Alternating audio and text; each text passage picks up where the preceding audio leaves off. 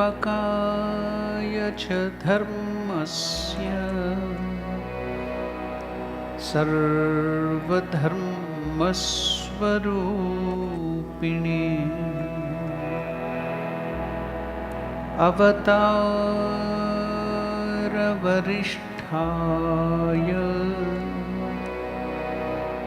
रामकृष्णाय ते नमः. Namaskar to all of you. Welcome to the study of Bhagavad Gita.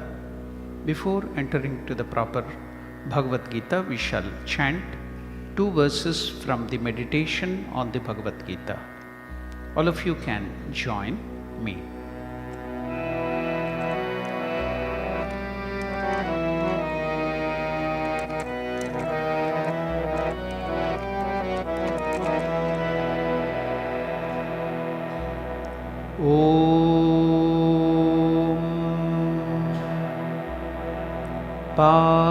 पार्थाय प्रतिबोधितां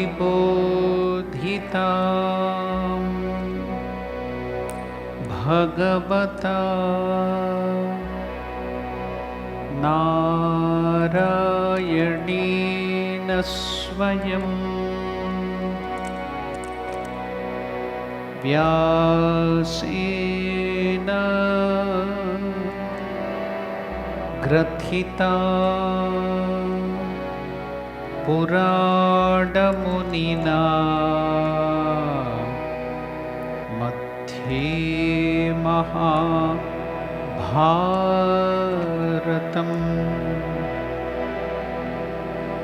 अद्वैतामृतवर्षिणीं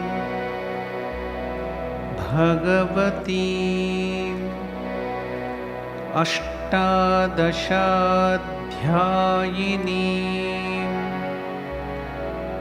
अम्ब त्वाम् अनुसन्दधामि भगवद्गीते भवद्वेषिणी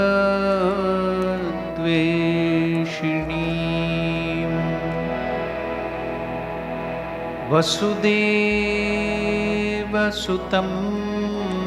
देवं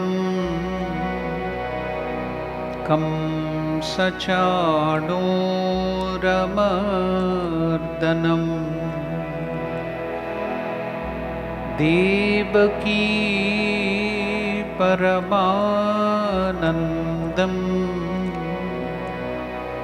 कृष्णं वन्दे जगद्गुरुम्.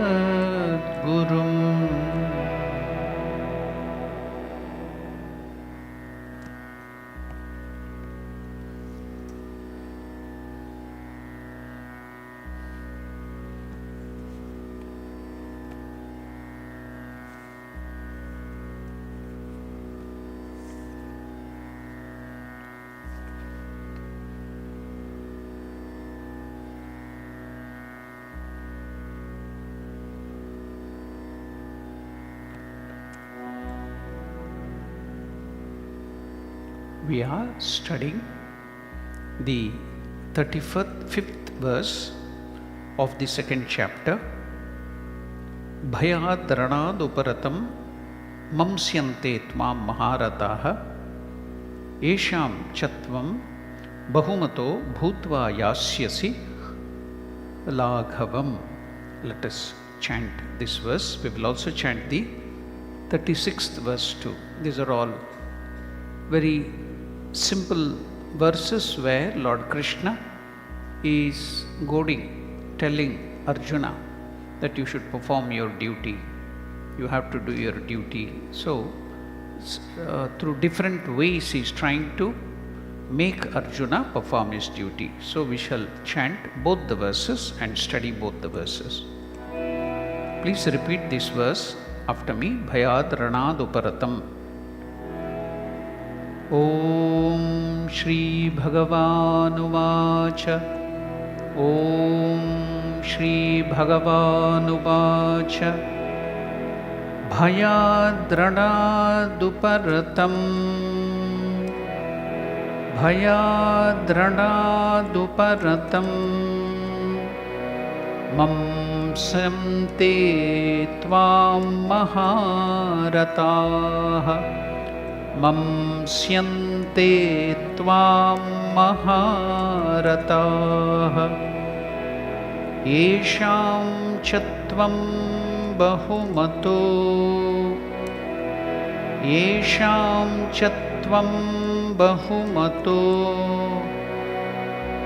Bhutva Yasya Silaghavam Bhutva Yasya Silaghavam. Let us study the word-to-word meaning and simple meaning, and then go to the next verse chanting, to learn the chanting of the next verse. Bhayat, out of fear. Ranat, from the battlefield. Uparatam, Arjuna is fled. Mamsyante, will think. Tvam, you. Maharataha, the great warriors, those who have assembled to fight, or even the future great warriors, will take Arjuna as an example that he has fled in the battlefield out of fear. Maharataha, warriors who could single-handedly match the strength of 10,000 ordinary warriors. So people will start thinking very bad about you. Yesham, for whom, cha, and tvam, you. Bahumataha, you are highly esteemed. So all those great warriors, the Maharataha, those who can face 10,000 warriors, such great warriors, they take you, Arjuna, as an example. So now they all will start thinking very low about you, and they will think that you, like a coward, have run away from the battlefield. They highly esteem you. Bhutva, having been, yasyasi, you will lose. Laghavam, decreased in value. They will start thinking very low about you. Your weight will go down. Laghavam means very lightly. They will take you very lightly. So the great generals who hold you in high esteem will think that you fled from the battlefield out of fear, and thus will lose their respect for you. So that is the simple meaning and word-to-word meaning. We will go to the next, that is the 36th.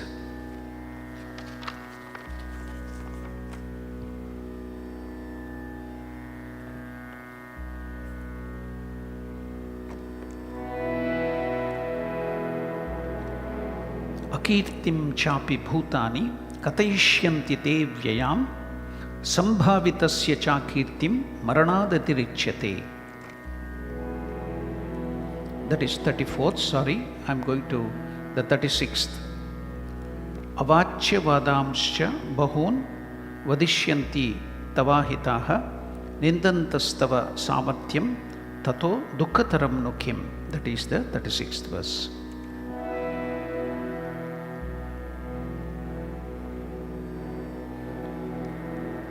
Avachya vadamscha bahun Avachya vadamscha bahun vadishyanti tavahitaha vadishyanti tavahitaha nindantastava samathyam nindantastava samathyam tatho dukkataram nukim tatho dukkataram nukim. We will see the word-to-word meaning of this verse, the 36th verse.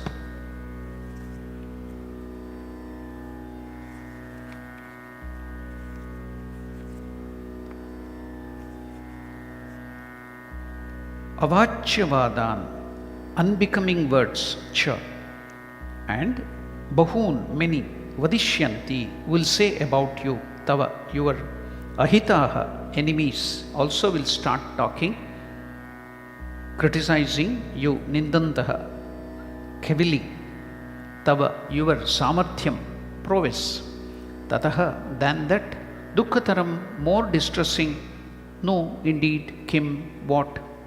So the simple meaning of this verse is, and your enemies too will say many unbecoming words, cavilling your prowess.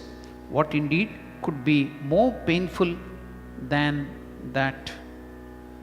So now we shall go to see into the meaning of these two verses. The great chariot warriors will think that is the 35th verse, Bhayadranaduparatam mansyante tvam maharataha tesham chatvam bahumato bhutva yasyasi laghavam.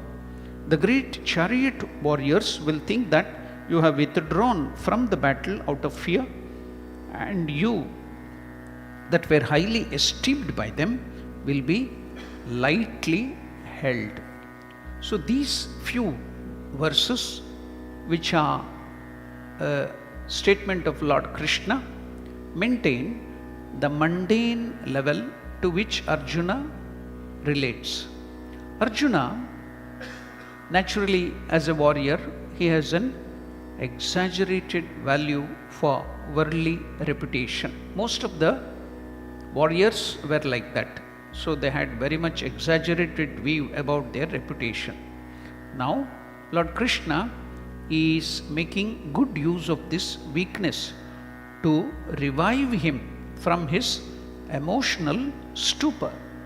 So I have told you now how psychologically, emotionally, Krishna is using all the methods to wake up Arjuna. So what can we learn here when we are raising our children, younger other people, members, or your own? Suppose you are working in as a manager or a leader, then you want to inspire the people who are with you, your companions. So you can use all these methods by which they will be roused to activity.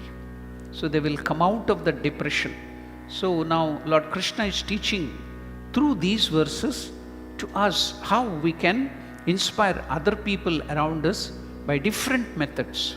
He is trying out varieties of method. You may not, it may be difficult for you to use spiritual methods, but these are all very worldly methods by which you can rouse them. So very nicely, Krishna is making good use of this weakness to revive him from Arjuna, from his emotional stupor, to revive in him the commitment to his duty as a warrior fighting a righteous war. Arjuna cares very much for public opinion. Why Arjuna? All of us are very, very caring for what will people think about us. So every second we are worried. Suppose we do something, what will they think about me? What will my parents think about me? What will my neighbor think about me? So we are so concerned, even while dressing, while we are going, while we are walking, while we are driving, we'll be always worried, what will others think about me? What will others think about me? So now Krishna is using this emotional thing about us very nicely. So Arjuna has a high respect and regard for great chariot warriors like Bhishma, Drona, Kripa and others. He cannot bear to fall low in their esteem. Krishna could see that particular aspect clearly in Arjuna. He thus capitalizes on that weakness. The great chariot warriors will slight you as one who has fled from the war front and out of fear. You will be considered as a deserter. You will lose that high esteem that they hold for you.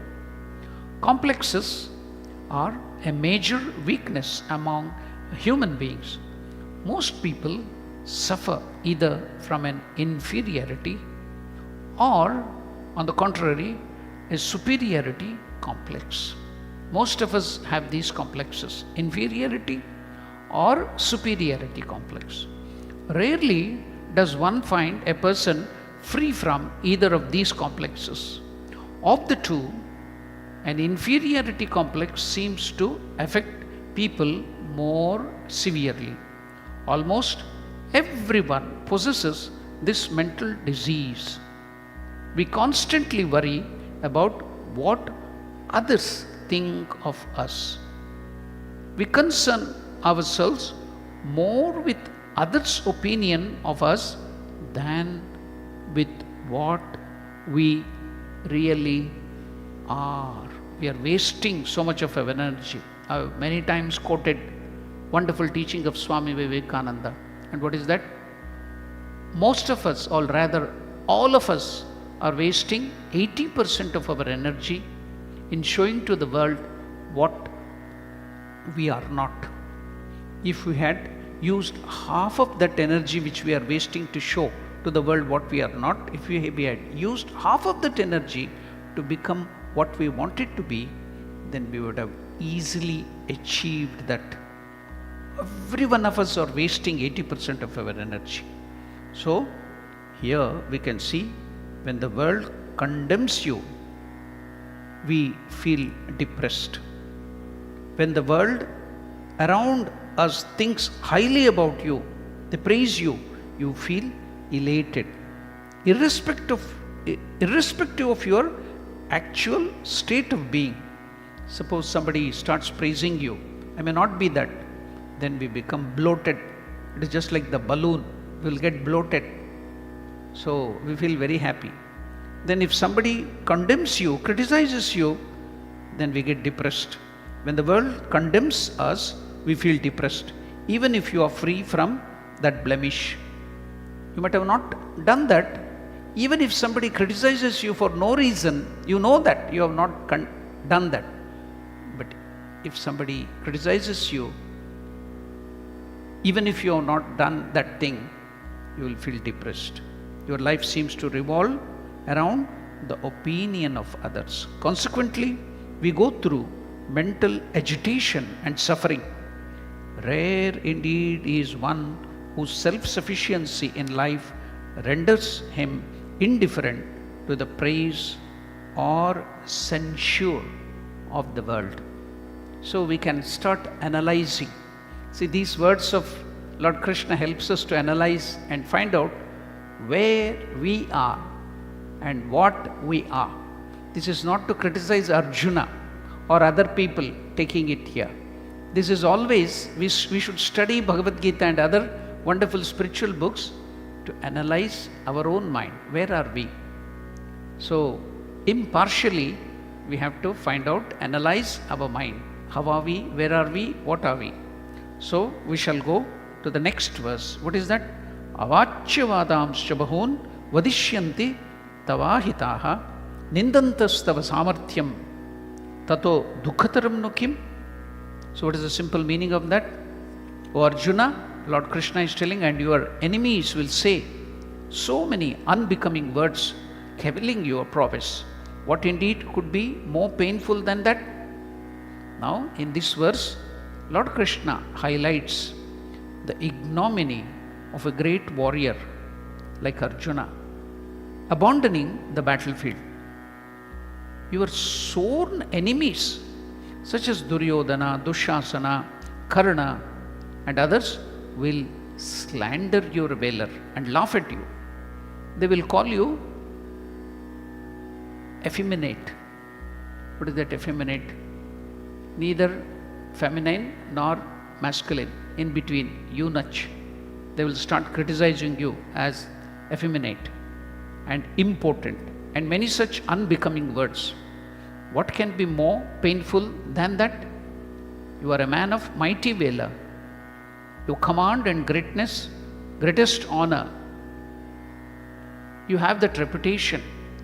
How can you now tolerate the slander and ignominy hurled at you by your enemies? This is extreme provocation. Psychologically, people do not like to be insulted before their colleagues and subordinates. Arjuna is no exception.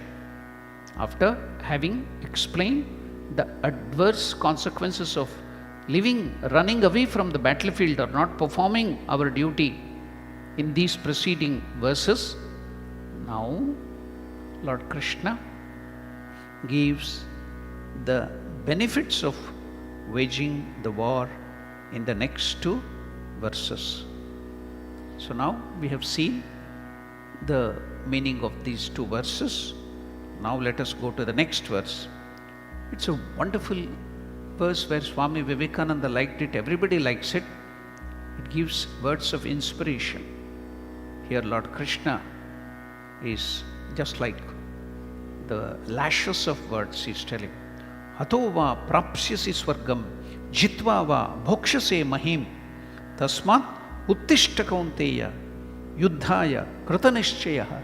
What wonderful words are these. Everywhere you can see Swami Vivekananda telling Uttishtata, Jagrata. These are all the words of the Upanishad. So Vivekananda has translated that into English in a simple way. What is that? Uttishtata means arise. Jagrata, awake. Prapyavara, nibodata, stop not till the goal is reached. Same thing here. Tasmat uttishta kaunteya. Get up, Arjuna. All the depression is enough. Give up your covered eyes. Hato va prapsisi swargam jitva va bhokshase mahim. So let us now learn to chant this verse, beautiful verse. So if it is helping Arjuna to do his duty, so hearing it, it will also rouse our spirits to activity, to perform our duty without any hesitation. Let us learn to chant this wonderful 37th verse. Hato va prapsyasi swargam Hato va prapsyasi swargam jitva va bhokshase mahim jitva va bhokshase mahim tasmad uttishta kaunteya tasmad uttishta kaunteya yuddhaya kritanishchayaha yuddhaya kritanishchayaha.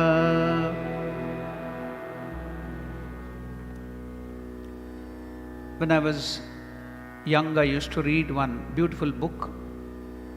And what was that? Stop Worrying and Start Living. That was the name of the book. Maybe it was written by Dale Carnegie. Many, many years back I used to read. Stop Worrying and Start Living. In that book, the wonderful thing I still remember is, suppose you are worried, you are in sort of a depression. What is one of the methods by which you can come out of it? It states, think of the worst thing that can happen in your life. Start thinking, what will happen? At the most, I may die, that's all. Nothing else can happen more worse than that. That is the last thing that can happen. Think of the worst thing can happen in your life. The worst will never happen. So then your mind will come to calm. Think of the worst thing that can happen. The worst will never happen. That was the very beautiful statement I read in that Stop Worrying and Stop Living. Here, Lord Krishna is telling, what can happen in the battlefield? Oh Arjuna, you are a warrior. Either you will be slain. If you are slain in the battlefield, giving up your life for the sake of righteousness, for protecting your people, subjects, then you will attain heaven. Or the other option is only two things can happen. One is you will lose, you will die in the battlefield, you will get heaven, Viraswarga. What is the other option? Only two can happen. The other is you will win. Then if you win the war, you will enjoy the earth, you will become the king, you will rule the kingdom, you will enjoy the earth. Therefore, Arise, O Kaunteya, son of Kunti, determined to fight, determined to do your duty. Nothing else can happen, only these two things can happen. What is that? Atova prapsisi swargam. If you are killed in the battlefield, then you will get Viraswarga, you will get heaven, the higher regions. Jitva va bhokshase mahim. If you are victorious in the battlefield, then you can enjoy the kingdom, you will become the king, you will rule the kingdom. Tasmad, that's why there is nothing else. What is there to worry? Don't imagine things and just waste your time. Tasmad, that's why Uttishta Kaunteya, get up, wake up. Enough of this stupor. Yuddhaya vigatachvaraha kritanishchayaha, yuddhaya kritanishchayaha. So therefore, arise, O Kaunteya, determined to fight. So face the brutes. Each time I go to Varanasi, Kashi, I see when I go to that Durga temple, a little in the outskirts, near the, because the name of Kashi, it gets the name Varanasi because it is situated, the geography between two rivers, Varuna and Asi, is called Varanasi. So near that one of the river, Asi, there is the temple of Mother Durga. Each time I visit Varanasi, after seeing Vishwanatha, Annapurneshwari, all that thing, I go to this Mother Durga temple. Why? Because Swami Vivekananda, when he was coming there as an itinerant monk, so here is the Durga temple, the other side is a lake, big lake. So the tank bund is there. So here the temple wall, big wall, the other side is the lake. It's a narrow passage, you have to go through the tank bund road. While Vivekananda was walking there, one or two monkeys started glaring their teeth and rushing to attack him. What do we do? Flight. It's a natural instinct, human instinct. So Vivekananda started running when those monkeys, few of the monkeys started trying to chase him or attack him. So when Vivekananda started running, many other monkeys which were there, they too got inspired. Oh, this fellow is running. Some of our companions are trying to attack. There is fun. Many other monkeys started trying to attack him. Maybe now 50 or 60 or 100 monkeys started making sound, howling and blaring their teeth and rushing to attack Vivekananda. Vivekananda ran, and while he was running, trying to escape, those monkeys were coming very nearby to bite him. There was one sadhu sitting there. He shouted at Vivekananda, "Sadhu, stop! Oh sannyasin, stop! Don't run!" Then he told, "Face the brute." Then immediately with that command of that another sannyasi sitting there, "Do not run, sadhu, stop." He stopped. "Turn back and face the brute." He turned back. The moment Vivekananda stopped, all those 100 monkeys stopped. When he turned back to face that monkeys, all the monkeys ran back and climbed some trees away. It's very natural happening in everyone's life. This might have happened in your life too. What is so great about it? The message afterwards which Swami Vivekananda gives is very, very great, very, very important. Then Vivekananda tells like this: difficulties, challenges, problems will come to us. Everyone, nobody can tell that, "Oh, I never faced any challenges or problems," or "I will never face any problems or challenges in my life." Everybody will face. The moment problems and challenges comes, difficulties come, what do? We try to escape. We want to run away. We want a very safe, cozy atmosphere. We don't want any problems at all. Who wants to invite problem? Only daring few. They will challenge. Yes, I want to face problem. They want adventures. So here you can see then Vivekananda tells, when problems come to you, difficulties come to you, challenges come to you, Do not run. Face it. If you run away, then more problems will come to you. More difficulties will come to you. If you face one of the problem, then all the problems and difficulties like that monkeys will run away and climb the tree. So that is the beautiful message which Vivekananda gives. So what worse can it happen? At the most in the battlefield, you might die.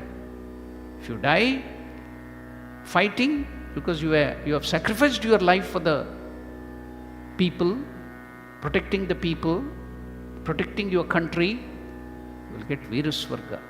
You will attain a wonderful heaven because you have sacrificed your life for others. If you win, then you will get the kingdom, you will rule, you will enjoy the kingdom, you will enjoy the reputation. So either way, it is win-win situation. But if you run away, then you will get bad reputation. If you face and do your duty, it's always win-win situation. So face whatever might be the problems, face it and go forward. So it's a beautiful statement of Lord Krishna.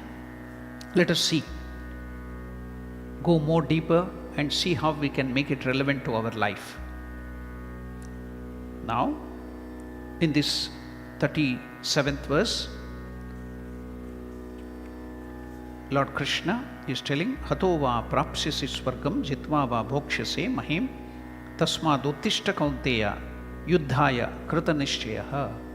The preceding verses references to the painful consequences of a warrior abandoning a righteous war seems to have stirred Arjuna from his intellectual paralysis. After giving exhaustive reasoning for Arjuna to do his duty, Krishna now concludes his arguments. Krita nishchaya is giving some concluding statement. So he concludes his arguments with the benefits of waging the war. That is, waging the war means not that you should go and start fighting, go to a battlefield. No. For us, our life is the battlefield, doing our duties, going and facing the challenges of our life. That is the war which we have to do. So you need not go on seeking some war. You need not go to some Libya or Syria or Afghanistan or Pakistan to face war. You need not go to Venezuela to face the war. But your life itself is a battlefield where you have to face so many problems. So that is the war that you have to do. So here Krishna now concludes his arguments with the benefits of waging the war. If you are slain in the battle, you will attain heaven, whereas victorious, you will enjoy undisputed sovereignty over the earth. Therefore, shake off your faint-heartedness, O Arjuna, and take up your position with determination to fight. Here is a direct reference to verse 2, where Krishna reprimands Arjuna's effeminate behavior on the battlefield.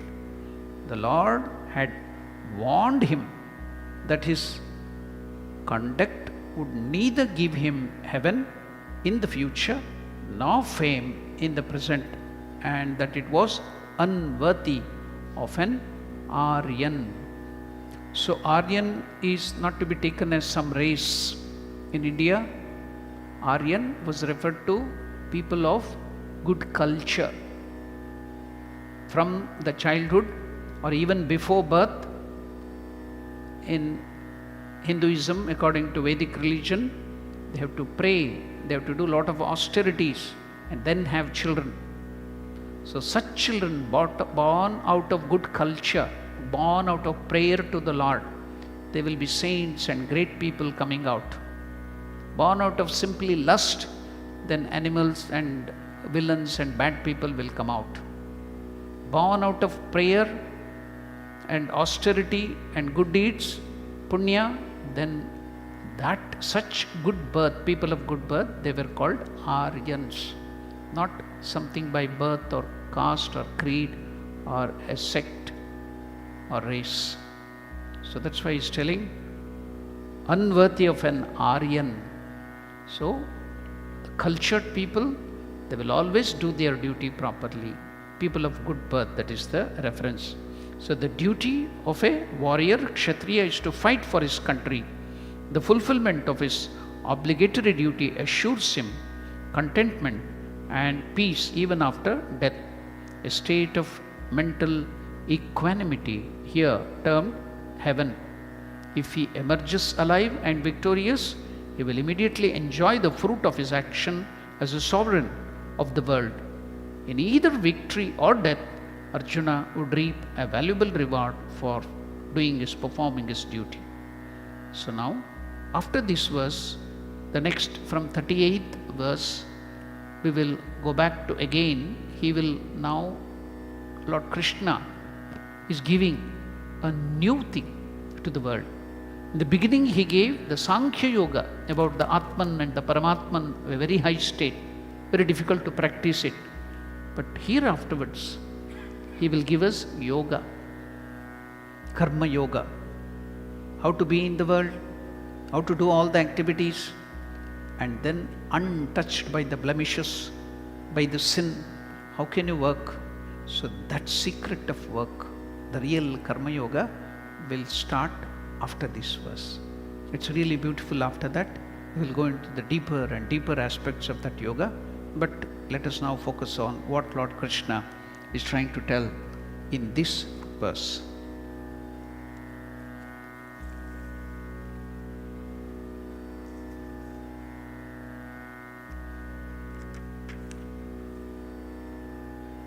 Hato va prapsisi swargam jitva va bhokshase mahim. In this 37th verse,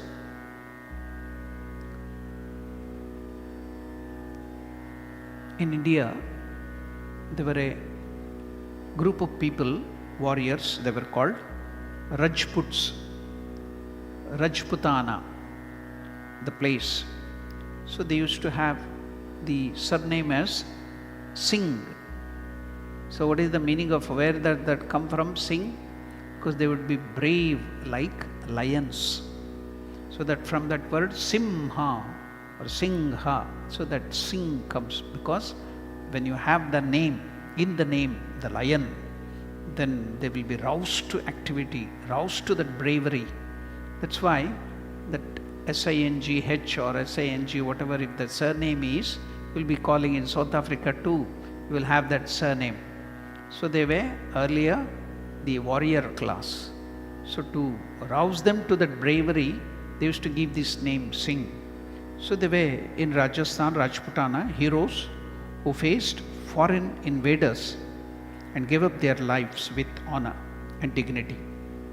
Even now, they sing ballads about them, they remember them, we honor them even today. So now, Lord Krishna is telling Arjuna, Jitva va bhokshase mahim. Suppose you win the battle, you will enjoy dominion in this world. So either way, you are not a loser. It is a win-win situation. So that is the appeal to all heroic sentiments in all of us human beings. Tasmad uttishta kaunteya. Therefore, stand up, O Arjuna. Kaunteya means the son of Kunti. Yuddhaya kratanishchayaha.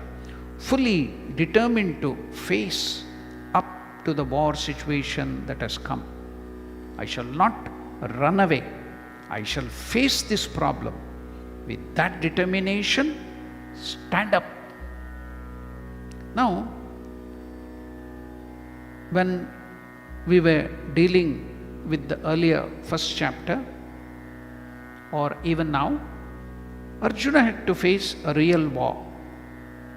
He has to face a real war now. He has to fight. What about you and I? You and I do not have real wars to face. But the Bhagavad Gita teaching is relevant to all of us, because the nature of war for you and me is our day-to-day problems, our day-to-day life. We have to face them. We have to overcome them. Summon enough energy from within to face up to all this. That is the philosophy which also has given to one universal application. The great Acharya, Shankaracharya, referred to Lord Krishna making Arjuna an instrument. Arjunam nimitti kritya. Why did they make Arjuna as an instrument? To teach all of us. Arjuna is only an instrument, that's all, in the battlefield. Why did he teach the battlefield? In the battlefield, it looks as if it is impractical. How can such great teaching be given on the battlefield? Doesn't it look impractical? But Swami Vivekananda tells, because of that, it has become more practical. Why? How can that be? If that wonderful teaching of Lord Krishna could be implemented by Arjuna on the battlefield and become successful, then you and me are not facing such intense activity. The highest activity we can find is the battlefield. All the innovations, all the scientific technology, you go back and see, is invented for the sake of war. Computers came up during the Second World War. The Germans wanted to count the emanations and other things. So the first computers were invented at that time. So everything you can see, all the highest invention has been done for the sake of war. So the highest activity is in the battlefield. So at that time, if somebody can implement the teachings of Lord Krishna in the form of Bhagavad Gita, then can't you understand that it can be easily implemented in your kitchen, in your home, in your office, in your college, in your schools, in your neighborhood, everywhere you can easily implement the teachings of Bhagavad Gita. That's why this teaching has been given on the battlefield, to show that if it can be made practical on the battlefield, then anywhere it can be made practical. So Shankaracharya is referring to Krishna making Arjuna as an instrument. So nimitti kritya, to teach the rest, all of us, whether you are in South Africa, whether you are in India, whether you are in America or in Europe or Soviet Russia or China, this philosophy, this teaching of Bhagavad Gita is universal. It remains the same. You can adopt it, you can practice it anywhere, everywhere. This was given by Krishna 30,000, 40,000 years back. All these years it was put into practice. Even now you can put it into practice. Even in future, after 30,000 or 40,000 years, it is still relevant. You can put it in, because it is universal teaching. So whichever part of the country, whichever part of the time in history, so you can put it into practice. It need not be always for a person who has actually to kill somebody in battle, not at all. So from now onwards, you are taking a particular instance and putting it in a universal context, a profound philosophy of life, and action is being expounded here afterwards. Its intention was to make Arjuna face up to the battle situation. But its intention with respect to you and me is to make us all courageous and strong, to remove the fear, to remove the depression, to remove our anxiety. So it can easily remove and make us bold. So its intention, Bhagavad Gita's intention with respect to you and me is to make us courageous and strong and face up to life's challenges. A human being must show that he or she is the master of their environment. We should not become a creature helpless creature of environment.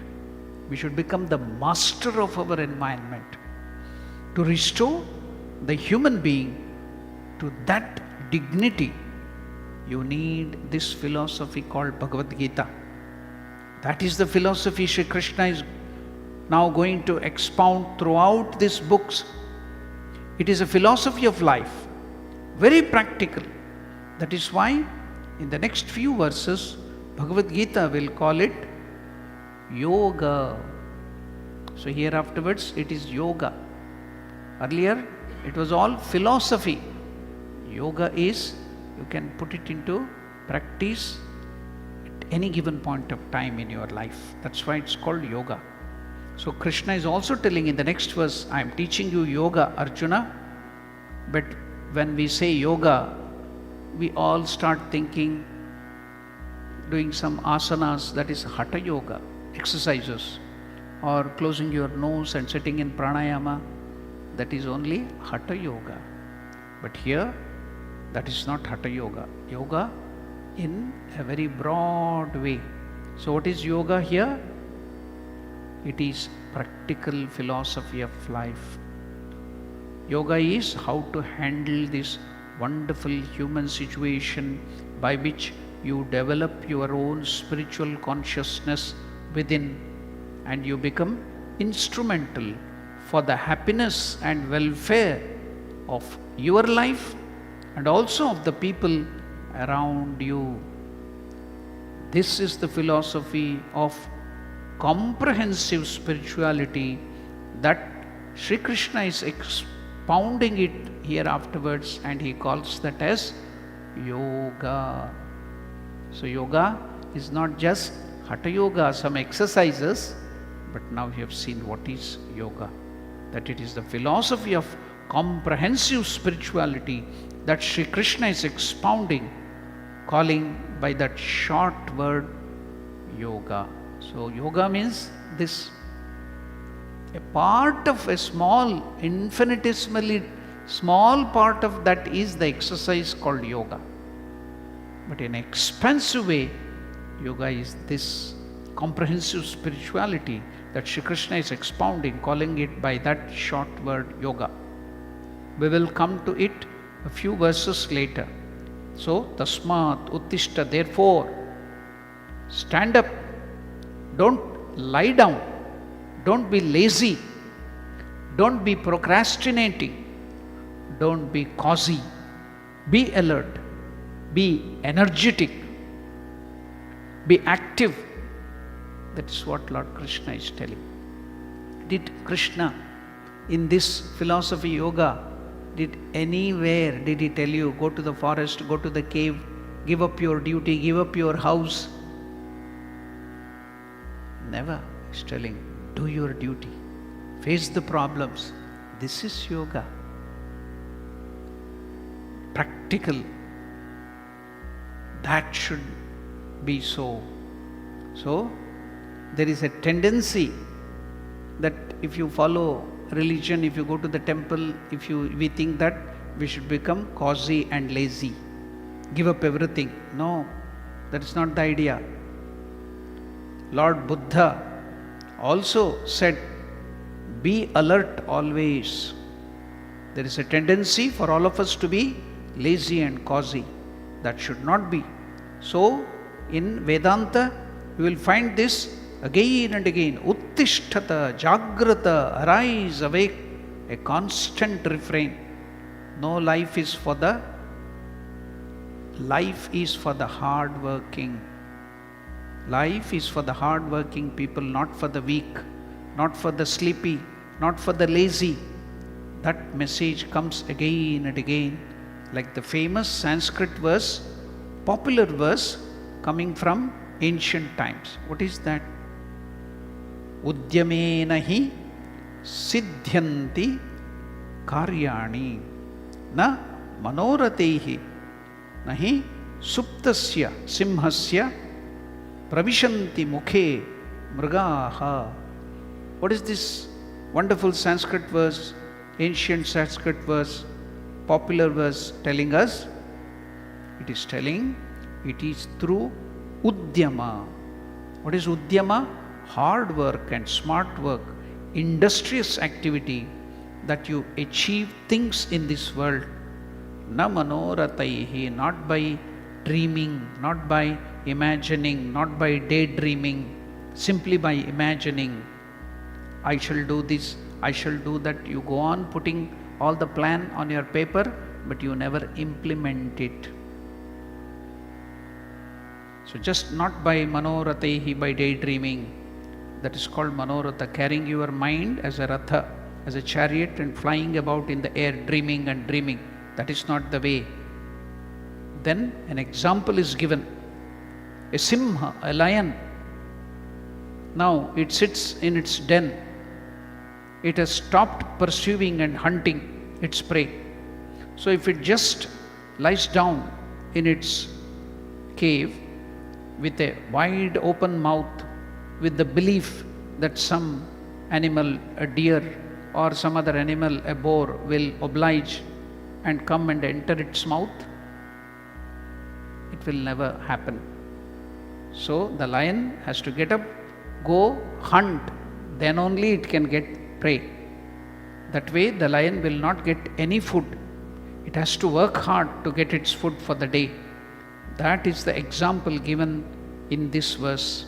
Similarly, Sri Krishna is telling all humanity to perform your duty wherever you are, whatever you are. Do your duty, face the problems, to work hard and enjoy your life. That is what Lord Krishna is telling. What beautiful messages. Is it not so practical? Should we not give this to our younger generation?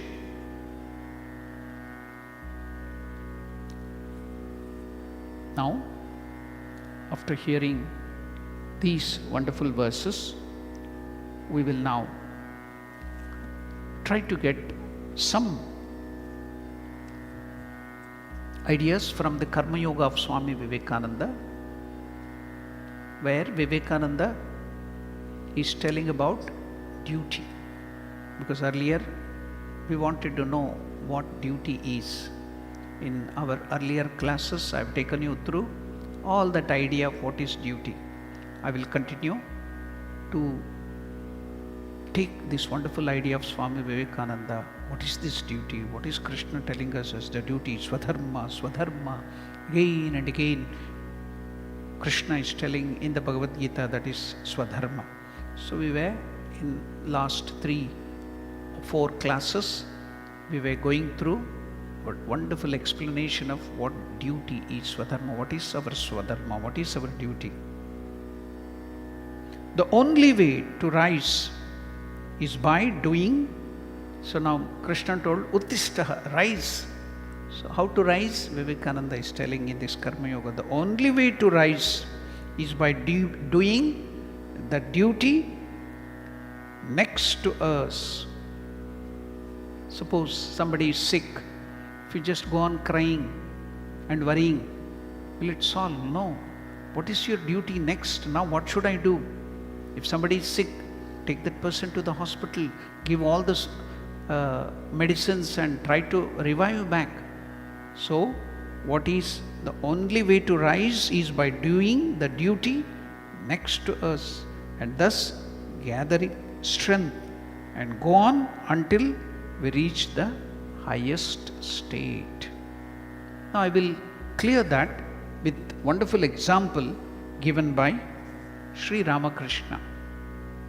Sri Ramakrishna gives a wonderful analogy, where that analogy clears the confusion which is coming from time immemorial. What is that?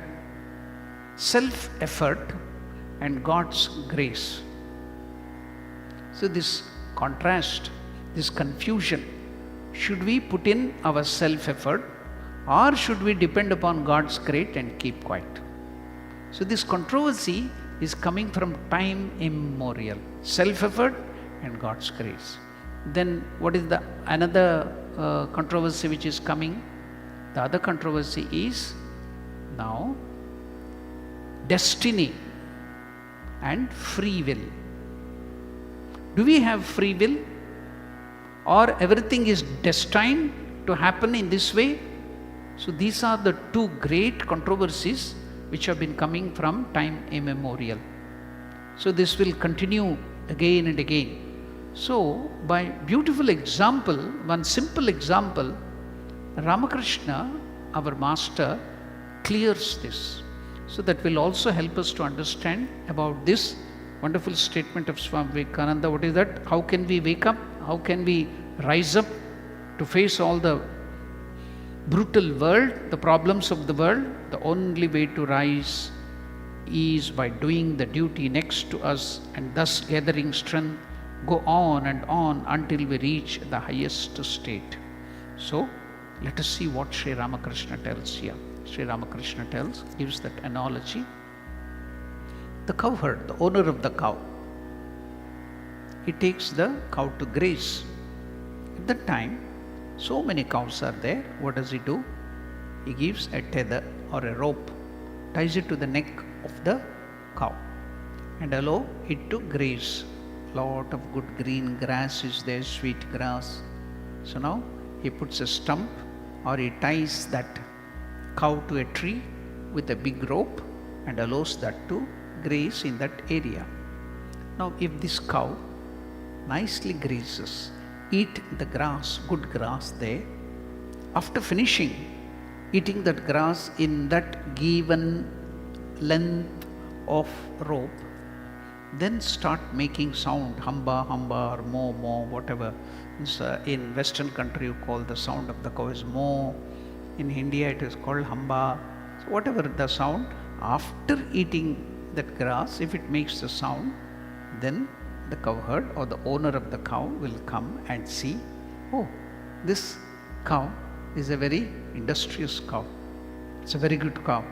It has nicely eaten the grass, whatever in that freedom it was given to it, and so it will yield good milk. So that's why, what will he do? The owner comes, takes this cow to another place where there is more grass, very good grass, and gives it more freedom, gives more length of the rope for this cow to graze. Why? Because it has properly eaten the grass in the given freedom of length. Now that cow eats the grass, grazes nicely in that area too, and then makes sound again, hamba, hamba, or mo, mo. Then the owner comes, oh, it's a very good cow. Let me give it more freedom. Then he gives much more freedom. Then finally, when he sees that it has done the work properly there too, so after some days, seeing the goodness of the cow, the dexterous and hard-working nature of the cow, and good yielding milch cow, he will cut the rope and allow it to graze freely. But on the contrary, another cow, lazy cow, he gives a short rope and he ties it there. It doesn't eat properly, but after eating for some time, start shouting hamba, hamba, mo, mo, or whatever. Then the owner comes and see, oh, it has not utilized the freedom and the rope given here, the grass properly. It is not a good milk yielding cow, it is useless cow. So he goes away. This is how, with whatever, wherever I am, if I do perform my duty given to me properly, then God's grace will descend upon us, gives more freedom for us to, more energy and freedom to work, and if we still perform there better, He will give more freedom, and finally He gives us complete freedom. Then there will be no bondage. That is called liberation, mukti. So Master gives the analogy of this cow. Now all the contrast all that irony, all that controversy, whereby what is important? That is self-effort or God's grace? What is the connection between God's grace and self-effort? And whether we have free will and destiny. Now, what did we learn here? God's grace is directly proportional to self-effort. The more you perform your duty, if you are a child, if you perform your duty to your parents in the house or your studies properly, then you will get more freedom. More and more and more. Then you will do wonderfully in your life.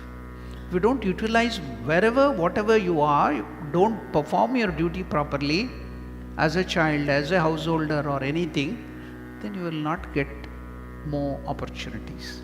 So now, self-effort is directly proportionate to grace of God. Always grace of God is showered upon everybody without any partiality. God is impartial. He'll be showering grace on everybody. He doesn't do any partiality. Then how can we receive it? The person who puts in the self-effort will receive the grace of the Lord.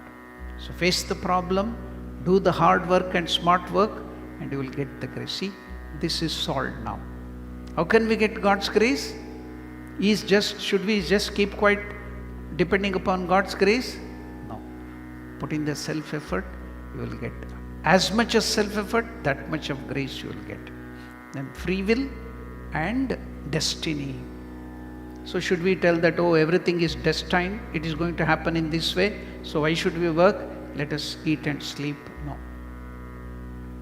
You have free will.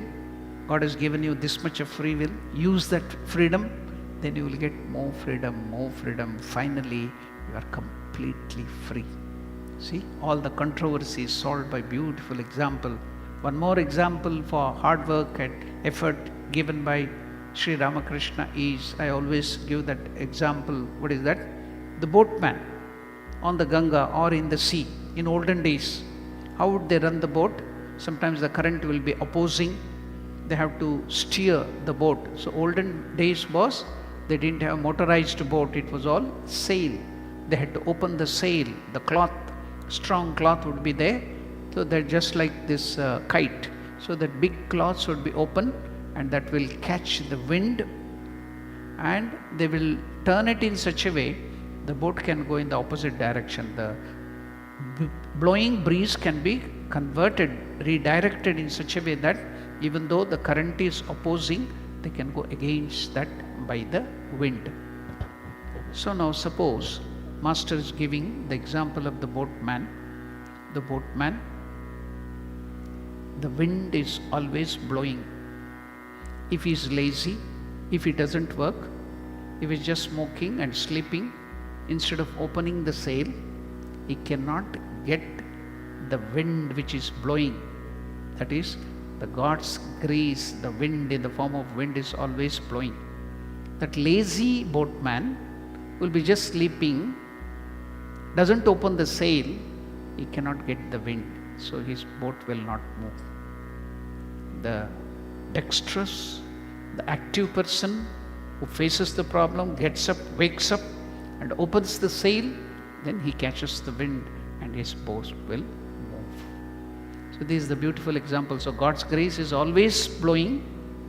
The one who opens the sail, puts in the self-effort, he gets the God's grace and he will move forward in spiritual life or any life, any aspect of life. So now you have learned wonderful thing. So now we have come to know about our duty. We will go to little deeper aspect, whereby we many a time think that, oh, sweeping, mopping or cooking or some other duty, these are all very small duties. I want the very big duty. I want to do the highest duty. No.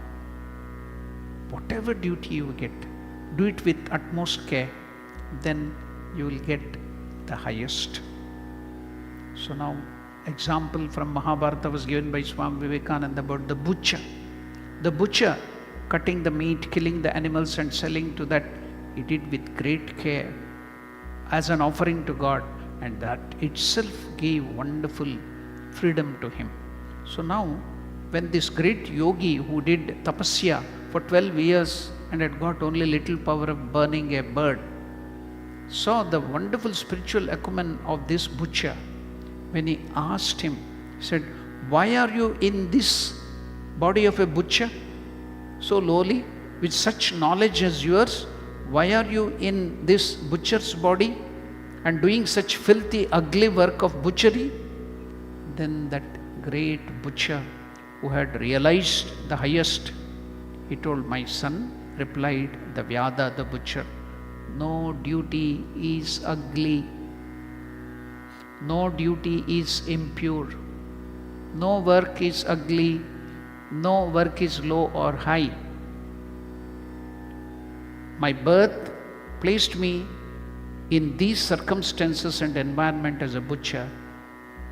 In my boyhood, I learned the trade because I was born in this family.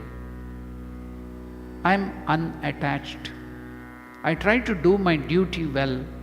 I try to do my duty as a householder. And I try to do all I can do to make my father and mother happy. I neither know your yoga, nor have I become a sannyasin, nor do I go out of the world into a forest. Nevertheless, all that you have heard and seen has come to me through the unattached doing of my duty, which belongs to my position. Whatever I am, wherever I am, if I perform my duty with great interest, that itself will raise you to the higher thing. So do the work, face the challenges, face the problem, do not run away. That is what Krishna is telling Arjuna, to all of us. That is what we learnt. So we have come to know about the duty here through Swami Vivekananda corroborating the same thing. Now Swami Vivekananda, to go further about our duty, he gives the example of one great saint in India, that was Pavahari Baba. He lived in Ghazipur in UP, Uttar Pradesh. Swami Vivekananda went and met him. He tells about this great yogi, Pavahari Baba, that Pavahari Baba told me once, the secret of work, let the end and the means be joined into one. What is that meaning of that? Let the end and the means be joined into one. What is the meaning? When you are doing any work, do not think of anything beyond. Do that even the smallest of the work as worship, as the highest worship, and devote your whole life to it for the time being. Thus, Vivekananda tells in the story of that butcher, Vyada, and that woman, the householder woman, who did their duty with cheerfulness and wholeheartedness, very important. All the work you should do with cheerfulness and wholeheartedness, and the result was that they became illuminated, clearly showing that the right performance of the duty of any station in life without attachment to the result leads us to the highest realization of the perfection of the soul. So now, at the same time, Vivekananda in another paragraph tells us, why do we suffer while we are doing the work? Why do we get into so much of problem? It is the worker who is attached to results that grumbles about the nature of the duty which has fallen to his lot. To the unattached worker, all duties are equally good, and from efficient and form efficient instrument with which selfishness and sensuality may be killed, and the freedom of the soul secured. We are all apt to think too highly of ourselves. Our duties are determined by our deserts to a much larger extent than we are willing to grant. Competition rouses jealousy, envy, and it kills the kindliness of the heart. To the grumbler, all duties are distasteful.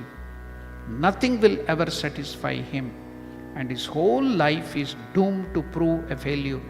So, what is the conclusion about duty here? Vivekananda tells, let us work on doing as we go, whatever happens to be our duty, and being ever ready to put our shoulders to the wheel. Then surely shall we see the light. So what wonderful way we got the teachings of Krishna, and here Vivekananda is corroborating through his teachings. It is making clear and clear what is our duty, how are we to perform our duty. Never run away from facing the problems of our life. So that is true yoga. Now, here in future, as we learn, the comprehensive view of yoga, the philosophy of life. Now Krishna will give here afterwards. The next verse is also so beautiful. So we shall wait till next week. You can come again and get wonderful meaning of yoga and the comprehensive philosophy of how we can work and be happy, always cheerfully work, do our duties happily, cheerfully, wholeheartedly. Every second of your work, every second of your existence, you can enjoy it. There will be no drudgery, there will be no monotony. So if you do the work like that, you will enjoy every second of your life. So that philosophy Krishna will give, and that is named as yoga. So we shall stop our discussion here and think on it. Analyze all that we have learned and put that into practice in our life. So we shall conclude by chanting one of the meditation verses on Bhagavad Gita.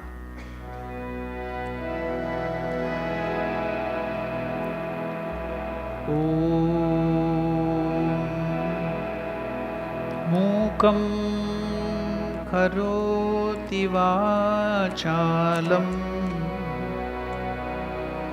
pangum langhayate girim yat kripa tamaham vande paramanandamadhavam. Om Shanti Shanti Shanti Harihi Om Tat Sat. Shri Ramakrishna Arpanamastu.